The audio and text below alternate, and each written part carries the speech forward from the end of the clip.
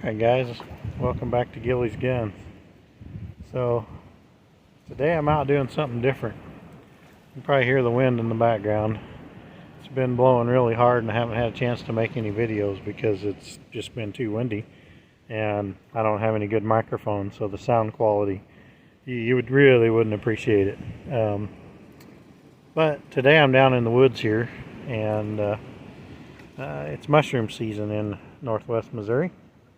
So, kind of out looking around, see if we can find any morels. And I'll take you guys on a journey. Maybe if you're thinking about starting to look for mushrooms, maybe this will give you a little motivation, or maybe you'll go, "Yeah, that guy can't find them." I'm surely not. So anyway, we'll see, and here we go. All right, so this is where we're at. I have found that, especially early in the season, the best places to look, and in all honesty, the easiest places to walk are down the creek bottoms. And anywhere you find dead trees. This is an oak tree that I cut down a few years ago. Actually, it fell down and then I cut it up. But in the past, in the last few years, and actually my daughter has found some mushrooms this year around the base of this tree. And last few years we've found quite a few in this area. So this is where I'm going to start looking. And really you don't want to overlook anything, so you just kind of got to go slow. I'd say, in my opinion, the best places to look are around these old dead trees. Anytime you can find a tree that's standing and doesn't have any bark, or I shouldn't say doesn't have any, but standing and the bark is falling off of it, then that's a pretty good place to look as well.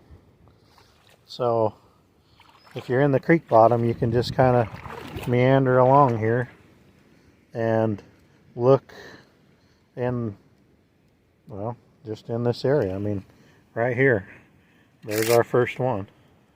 So you can see that mushroom right there. That's what we're looking for. And early on, we're getting late enough into the season that they're starting to be nice, bright kind of yellow color, as opposed to brown or gray. So early in the season you'll find them and the whole top will be gray. And it's mainly just because they're juvenile mushrooms. And they're really good to eat, even if they're small. So I'm going to take my knife and cut that mushroom off and put it in my bag. This is what I use. It's actually a clam bag, but I use it for mushrooms. So before I get in there and start digging around, though, I'm going to look and see if I see any more in this area, because morels grow on the roots of trees, and they usually will follow the root line. So you would look at this and say, okay, the roots probably come out of that dead oak tree, and look kind of in a straight line towards that oak tree and see if you see any more. And I don't, so we may just find this single, but I'm gonna snip him off, put him in the bag, and then keep looking. And a little mushroom etiquette 101. So I'm going to kind of clean a little bit around the base of this mushroom, and then I'm going to take my knife and cut it off just a little bit above the ground line. So you want to leave, you can see the base of the mushroom in there. You want to leave that and just take the mushroom itself. That way you're leaving as many, natural spores as you can, and maybe next year I'll find another one here. Like I said, I've been finding them around this tree for a couple years now, so I want to keep them going. Alright guys, well, this is the other side of that tree, and one thing I kind of want to mention, well, first I'll give you kind of my experience. My experience level of mushroom hunting is pretty minimal. I mushroom hunted as a kid, and my dad kind of taught me some of what to look for, what he knew, and then the rest of it has just been, last 6 or so years, 8 years, something like that. And so I am not an expert mushroom hunter. But a few observations I have come across in my own adventures here, looking for these really good mushrooms, is whenever you got a tree like this that's fallen down, obviously there's some mushrooms growing on the tree, so you know that's ripe for the picking. Maybe not eating those, but you know what I mean. There's enough bacteria or enough fungus in the area that it's prime for mushroom growing. And for the previous 2 years, I've been finding mushrooms around this tree, and I have found that, originally we were finding them out away from the tree, farther out in the root system. But as years have gone by, we're still finding them in the area, but we're finding them closer and closer to the tree itself, or the stump itself. And I just noticed this guy right here, that little booger, it's coming home with me. So I wonder if we got any more in here.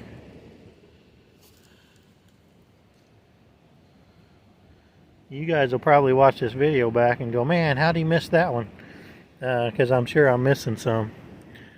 That's the thing, they're pretty well camouflaged. If you can find them like that right out in the middle of right in the open dirt, that's pretty good. So let's get him and we'll move on. So I've been out here about, I don't know, 10 minutes or so, and there's that tree stump, and I've been searching this area, and to kind of give you an idea, of time frame, because I know this has been a good area in the past.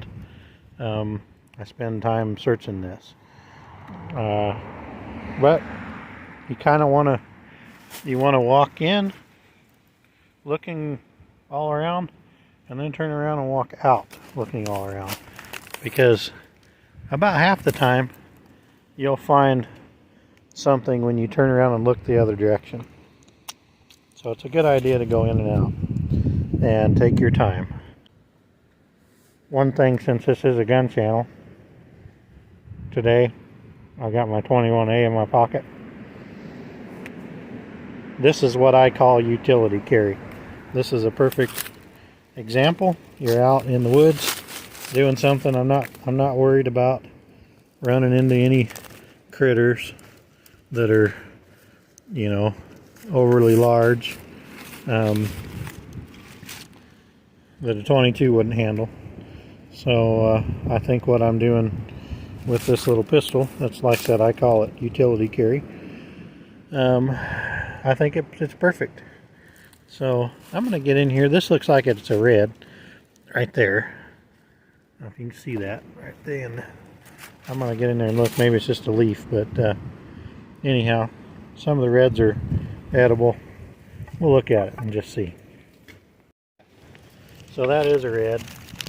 You can see it there. But it is not an edible red, as far as I understand. When they have multiple chambers, like that one does, you can see it almost looks like somebody cut mushrooms off the top of it. Those aren't edible. But I've been told, and I'm not an expert by any means, so take this with a grain of salt, but I've been told if they're a single one piece, basically they call them false morel or beefsteak, then they are edible. So we'll see if we can find some of those too. Alright, so now that I've searched that spot, I'm going to move on up the creek. And if somebody knows more about those reds and wants to comment down below what they are or whether or not they're edible, please do.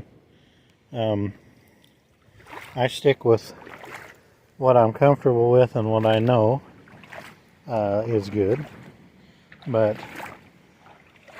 I listen to what other folks, what their experiences are too, and I'm curious to see what yours are. So go ahead and leave me a comment about whether or not those are safe to eat. Oh, look at this guy. That's what I mean. Standing in the creek bank, you kind of see those popping up. I almost went right by him. And looky here. This is the best spot yet. Look at those two. Nice.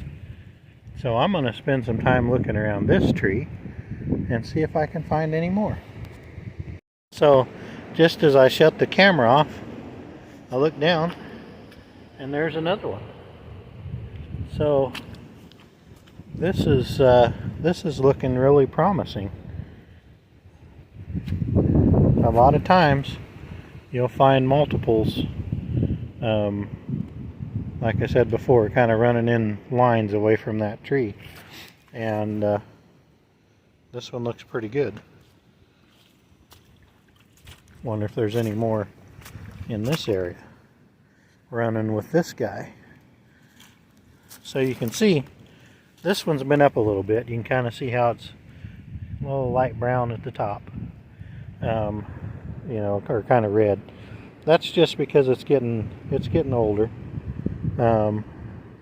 It's probably actually been out a couple days, and that's, I mean, you want to get them, you know, at that stage or before they're at their best. So I'm gonna get these cut off and we'll continue looking.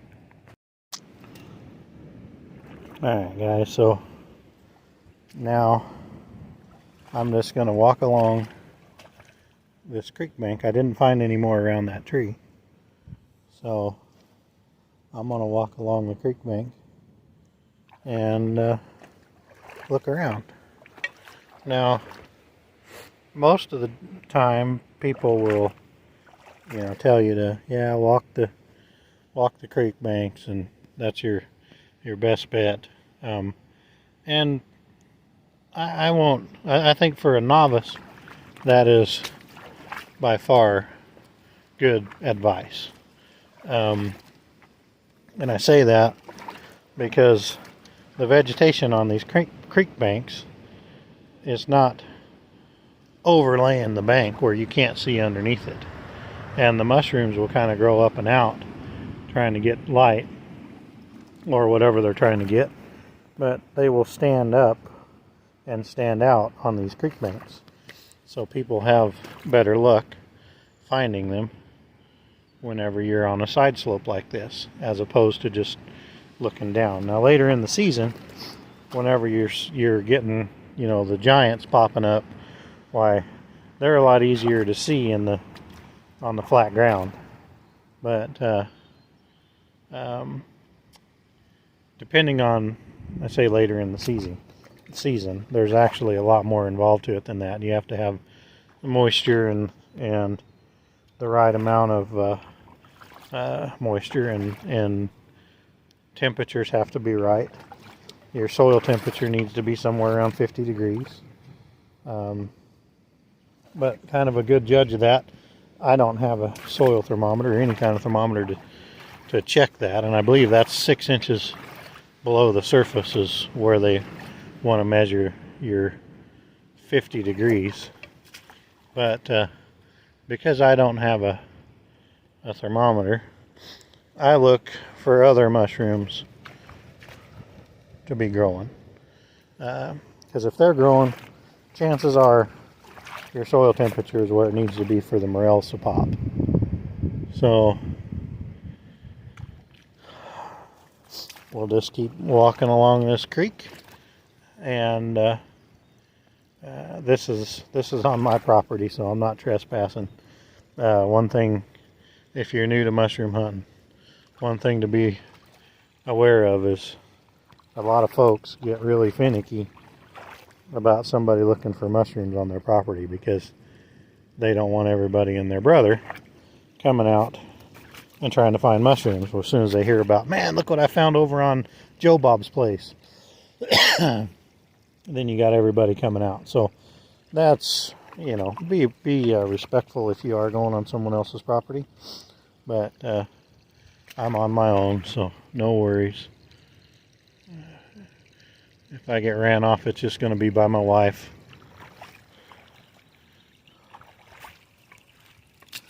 So, just meandering along.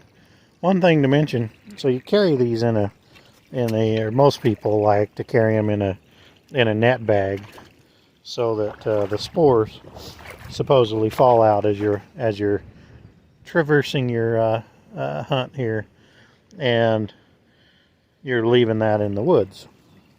Now, some of the old timers used to say, basically, it's kind of like the eating the liver of the deer when your first time you kill a deer. If you don't eat cut the liver out raw and eat it, well, you're not going to get any more deer. Old superstition. But one of the old timers told me, the first morel of the season that you find, you need to take your walking stick that you always use, this is mine, and you just pulverize it. You beat the crap out of that mushroom with your stick. And that is the donation to the mushroom gods for the rest of the season. Well, what that is doing is you're covering the stick, the end of your walking stick, with the spores from the morel.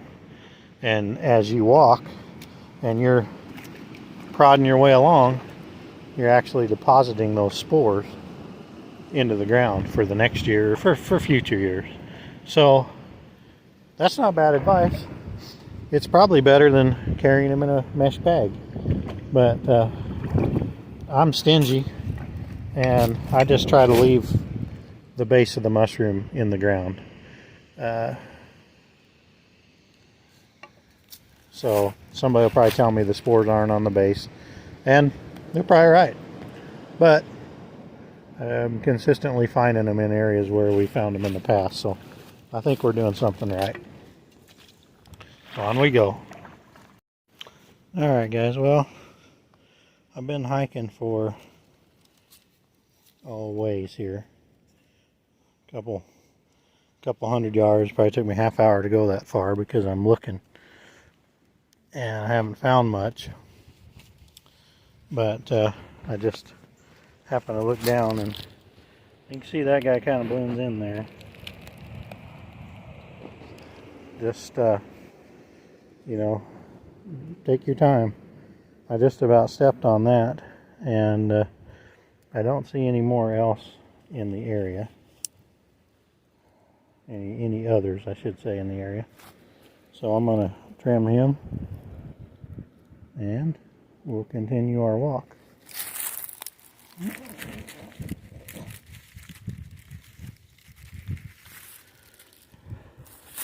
Good eating right there.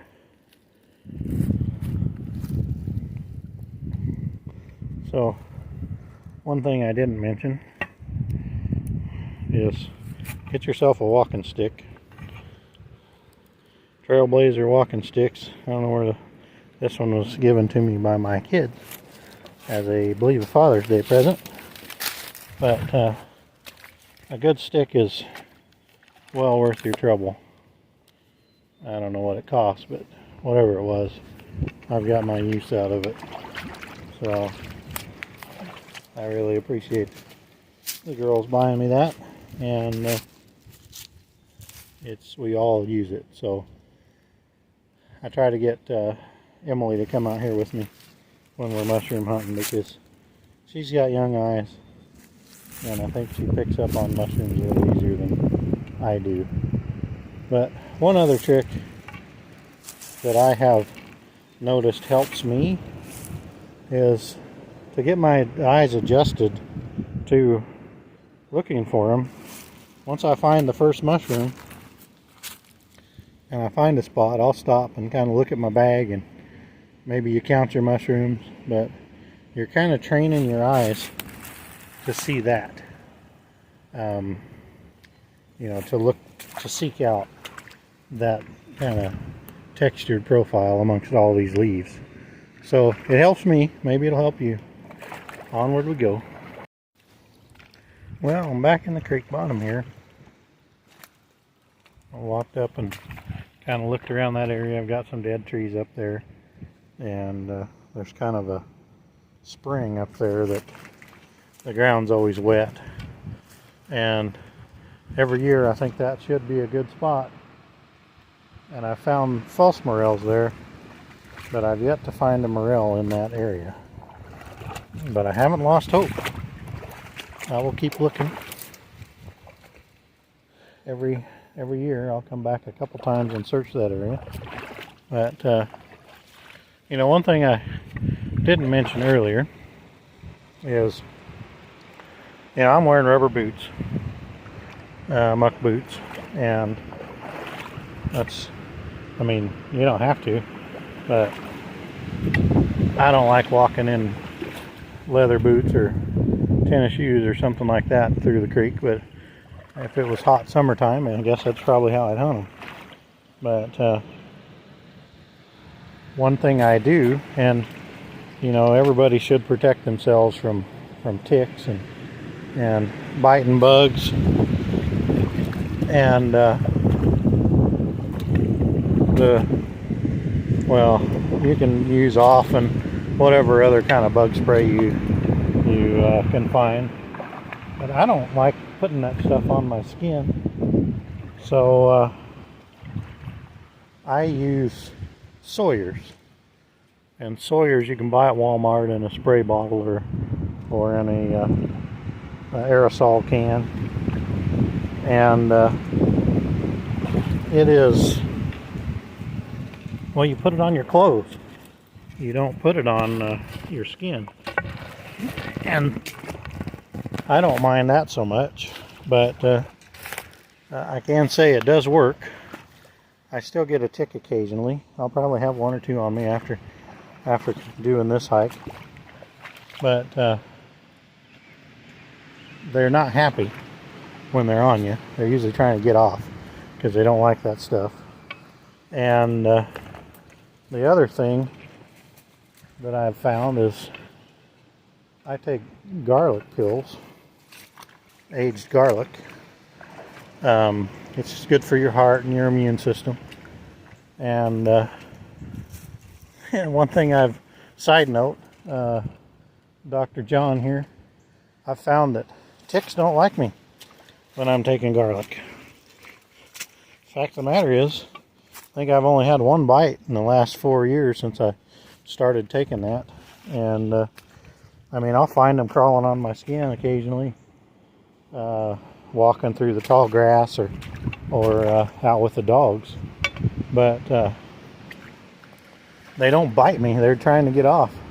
They don't like and I guess, you know, maybe I smell bad, but I'm okay with a little bit of smelling bad if I don't get ticks. There's all kinds of sicknesses and things that they can transmit, so make sure you're protecting yourself. And look at your find every once in a while so you train your eyes.